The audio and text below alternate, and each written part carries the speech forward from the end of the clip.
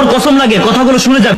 টাকার গরম, ক্ষমতার দাপট, সম্পত্তির অহংকার, রূপের বড়াই, এগুলা রাখবে কই?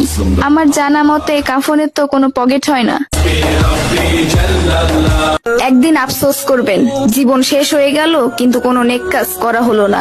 আজ শরীরে শক্তি আছে কিন্তু ইবাদত করার ইচ্ছা নাই। এমন একদিন আসবে সামনে, ইবাদত করার ইচ্ছা হবে কিন্তু শরীরে কোনো শক্তি থাকবে না, একটা সেজদা দেওয়ার ক্ষমতা থাকবে না।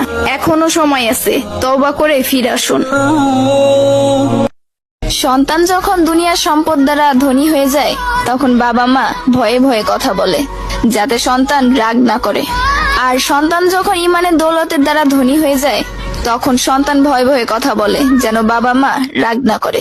কিছু কথা মনে রাখবেন, বড় গাছ নড়ে কম, বড় মাছে কাটা কম, জ্ঞানী লোকের কথা কম, সৎ লোকের সংখ্যা কম, গুণী লোকের কদর কম, রাগী লোকের ধৈর্য কম, নিষ্ঠুর